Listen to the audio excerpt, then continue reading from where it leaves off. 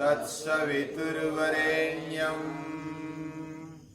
भर्गो देवस्य धीमहि धियो यो न प्रचोदयात्। ॐ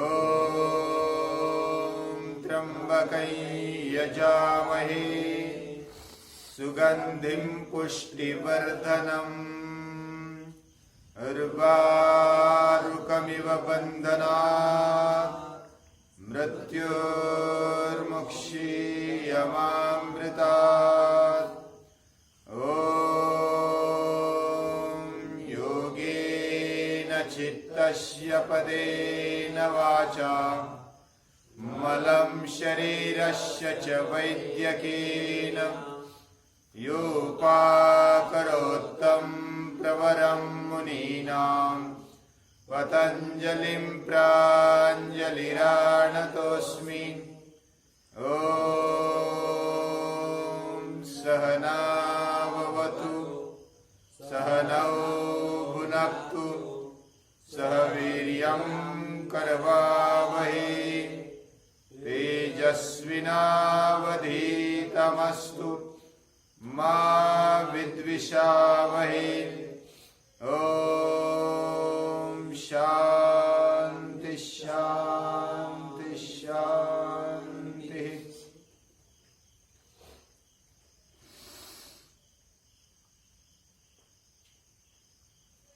हम जीवन में जो सुख दुख का अनुभव करते हैं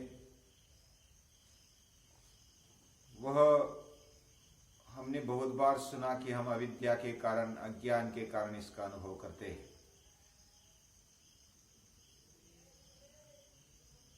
सुख जो होता है वह हमारे अनुकूल इंद्रियों को, मन को जब होता है तो उसको सुख हम कहते हैं, और जब उसके प्रतिकूल हो जाए तो उसको दुख हम कहते हैं।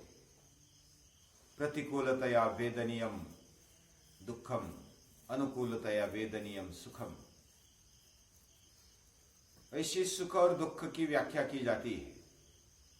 ये जीवन भी वैसा ही है। महर्षि वेदव्यास कहते हैं कि हमारा जीवन ये सुख दुख रूपी काले और सफेद तंतुओं से बना हुआ है। इसके बिना जीवन है ही नहीं। और सामान्य जो भी लोग हैं हमारे जैसे, और ऋषि भी और शास्त्रकार भी वही बोलते हैं कि ये जीवन सुख दुख से भरा हुआ है।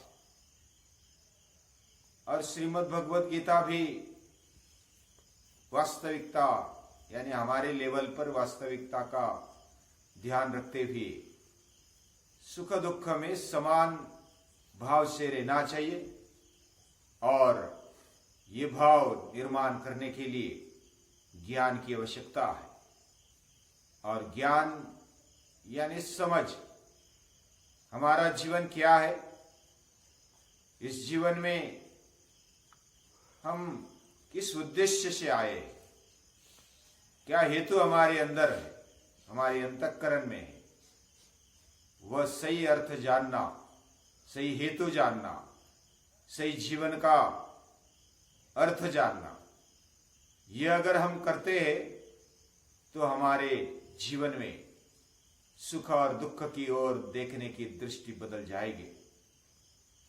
और जब सुख और दुख ही हम भगवान का प्रसाद मानने लगे तो फिर वो प्रसाद बन जाता है। सुख आए तो भी प्रसाद है, दुख आए तो भी प्रसाद है। ऐसा जो मानता है वो ज्ञानी है। वो अपने आप में समझा हुआ है, खुद को समझता है, इस दुनिया को समझता है, और इस दुनिया कर्ता को भी समझता है, दुनिया को निर्माण करने वाला उसको भी समझता है। ऐसा ज्ञानी और उसके अंदर उसके प्रति यानी कि इन जीव जगत और जगदीश के प्रति समझ रखने वाला यानी वही ज्ञानी कहलाता है। वो उनके प्रति भाव भी वो हृदय में रखता है और उसके लिए कृति भी करता है। और जब पूरा निर्लेप भाव से, निष्काम भाव से जब वो कृति करता है तो वह कृति उसको फिर सुख या तो दुख नहीं देती, उसका फल उसके लिए नहीं होता है। वो इस सृष्टि के लिए वो रखता है, वो अर्पण कर देता है भगवान को। उसकी भक्ति भगवान में होती है, वो ज्ञानी होता है, वह समझदार होता है, वह सुख दुखों को समान मानता है, भगवान ने दिया हुआ वो गिफ्ट मानता है। जीवन में अगर सुख ही सुख आए तो मजा नहीं आएगा, तो सुख के साथ दुख आता है, दुख के साथ सुख आता है, तो जीवन में मजा आता है। इसलिए तो कुंती माता कहती है, विपद संतु न शाश्वत, मेरे लिए दुख और आ जाए, विपत्ति और आ जाए, वो शाश्वत आ जाए, यानी कि हमेशा के लिए मेरे जीवन में दुख हो, विपत्ति हो। उसका कारण क्या है? तो मुझे तुझे याद आ जाए, तेरी याद, ये मेरे जीवन का लक्ष्य है। हे चिदान देगा देवा, तुझा विसर न भावा। ऐसे तुकाराम महाराज मांगते हैं कि वही दान दे दे कि तेरा स्मरण कभी गायब न हो जाए, तेरा स्मरण सदा के लिए रहे। हे चिदान देगा देवा, तुझा विसर न भावा,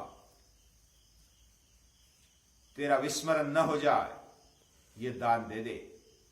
हमारे जीवन में उसके अलावा कुछ है ही नहीं। तेरा तेज, तेरा चैतन्य, यही मेरा स्वरूप है। मेरा तेज, मेरा चैतन्य, यही तेरा स्वरूप है, और दोनों में भेद नहीं। लेकिन हमारी समझ इतनी जल्दी इतना बड़ा विचार नहीं करती, तो हमारे लेवल पर हम जो भी स्वीकारते हैं, उसको स्वीकारते हुए भक्ति का फाउंडेशन लेकर हमारा जीवन उसमें स्थापित करते हैं।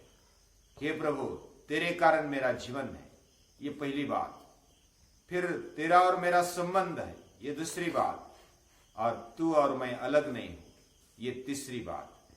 यही हमारे शास्त्रकार स्टेप बाय स्टेप कहना चाहते हैं।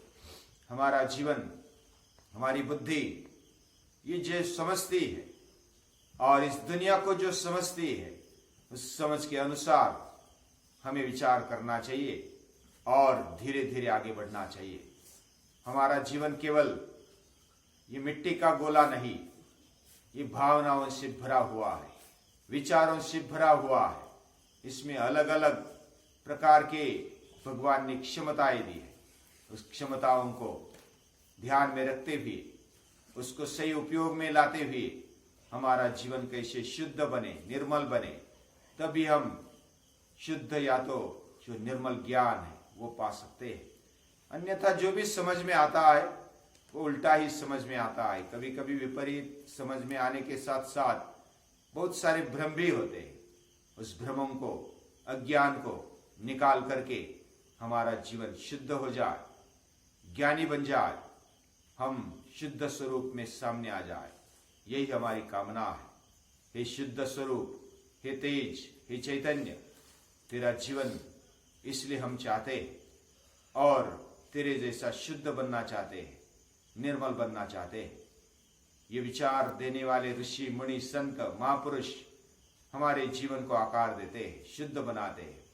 उनको याद करते हुए माता, पिता, आचार्य, इन सभी को याद करते हुए जो हमारे पूर्वज हुए और आज भी हमारे साथ जो भी मित्र परिवार, आबाल वृद्ध कुटुंबीय रहते हैं, उन सभी को याद करते हुए आप सभी में वही तेज देखते हुए आपको नमस्कार करते हैं।